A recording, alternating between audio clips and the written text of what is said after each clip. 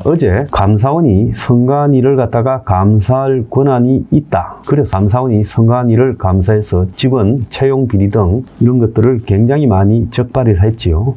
그래서 윤통 정권 들어와서 처음으로 선관위에 대한 감사원의 감사가 있었고, 무려 채용 비리가 무려 848건이나 있었다. 지금 이렇게 감사원이 지적을 하니까 선관위가 헌재에다가 감사원의 선관위 감사에 대한 위헌 문제를 제기했어요. 근데 어제 헌재가 여기에 판결을 내렸는데, 헌재가 선관위는 감사원 감찰 대상에서 제외된다고 이렇게 말했어요. 자, 법조계에서는 감사원 법상 선관위가 감사 제외 대상이 아니다. 감사원의 감사에 제외되는 대상은 국회와 법원, 헌재만 해당된다. 이렇게 말했어요.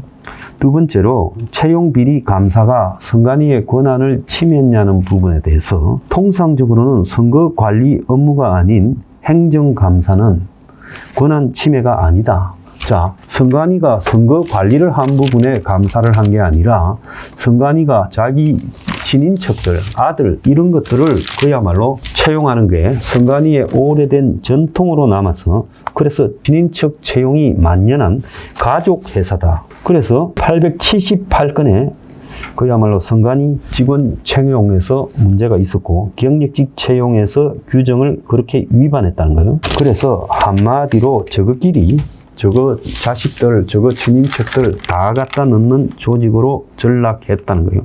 그런데 선관위는 도대체 누가 감사하냐 하는 부분에서 일반적으로는 선관위 눈치 보는 국회가 서로 한통속이에요. 정치인들 중에 선관위하고 싸우는 사람 없어요. 제가요, 선관위하고 싸우고 선관위한테 가가지고 항의하고 이러다가 당이 처절하게 보복을 당하고 해산한 거 아닙니까? 그래서 자체 감찰 기구를 운영을 해서 자기들이 관리한다는데 문제를. 근데 지금까지 자체 감찰 기구가 있었지만은 선관위가 관리를 잘했어요? 못 했잖아요. 그래서 그런데도 불구하고 헌재는 국회 국정조사나 수사기관 등을 통해서 외부 통제가 가능하다.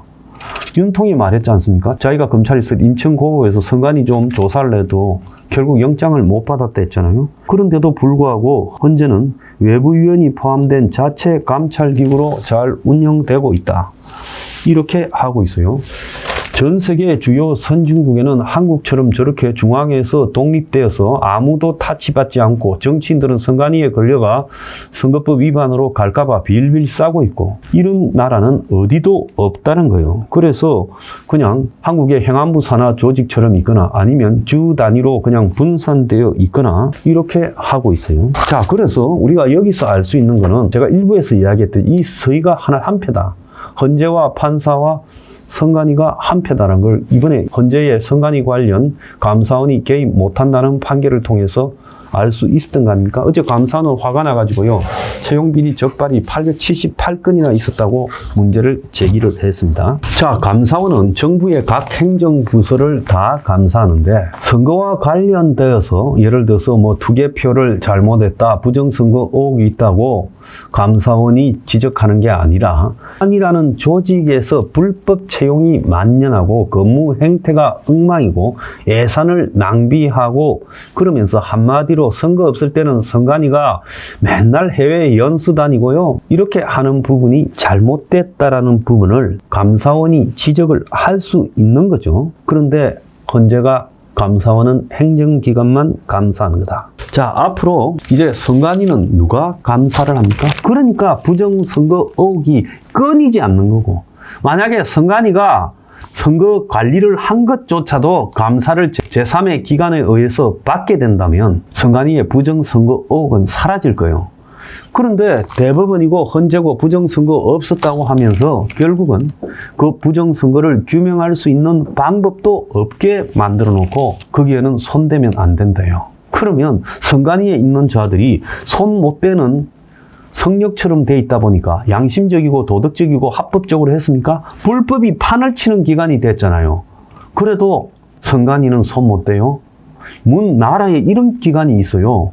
선관위가 5.18입니까? 웃기고 자빠졌어요. 자, 앞으로 선거를 하면 끊임없이 부정선거 의혹이 난무하고, 결국은요, 이런 것들로 인해 가지고 그야말로 국민적인 내란 상태에 접어들 건데 이걸 갖다가 어떻게 수습하려고 지금 부정선거 의혹을 제기하는 사람은 소수 거구 강경 우파 그런 사람들이 제기하고 있는 음모론이라고 합니까? 딱 선관위가 공정하게 선거 행위와 그리고 선관위 운영에 대한 감사를 받게 되면 이런 것들이 사라질 거 아니에요. 기업들이요, 자체에서요, 뭐 청렴기구, 감시기구 같은 걸 두고 있지만 대기업들요, 그것들이요, 기업 내부의 문제를 지적하는 거 한번 봤습니까? 그러니까 지금 좌측에 가까운 MBS 여론조사에서도 헌재 불신이 44%가 나온 거예요. 이런 판결을 하니까. 그러니까 이 둘이가 한 통속이라는 거예요.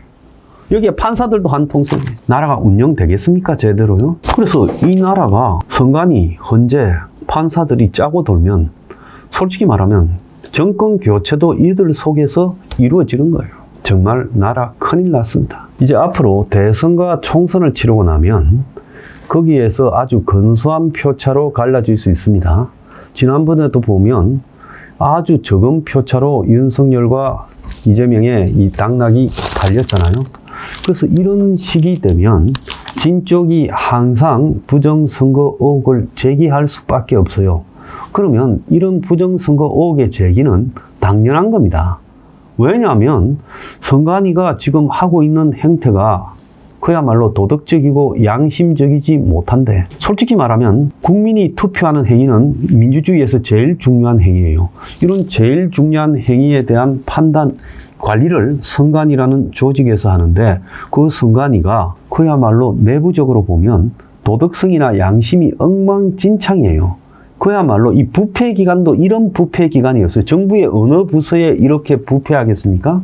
그리고요, 선관위원장은 판사들이 와서 하고 있어요. 또 지역선관위도 판사들이 해요. 그런데 판사들은 형식상으로 앉아 있는 거고 실제로는 선관위에 터줏대감인 사무총장 이하 공무원들이 다 해먹어요. 자, 이런 상황에서 지금 이 선관위 조직이 기존 자기 조직 관리도 부패가 사방에 난무하는데 선거 관리에서는 그렇게 하지 않고 양심적으로 할 거라는 기대는 이건 가지기 어려운 겁니다. 사람이요, 다른 일로 전과가 있으면요, 결국 저 사람에 대해서 믿기 어렵다고 서로 선입견을 가지고 바라보는 게 예사지 않습니까? 그렇기 때문에 선관위가 어떻게 공정하게 선거 관리를 한다고 믿을 수 있겠느냐. 또 선관위가 부정선거 주장하는 사람들한테 다 까발려서 너가 와서 해보자고 이렇게 한 적이 한 번도 없잖아요. 그렇기 때문에 이제요, 선관위는 아마 이 나라에 내란을 불러일으키는 조직으로 가게 될 거다. 저는 그렇게 생각합니다.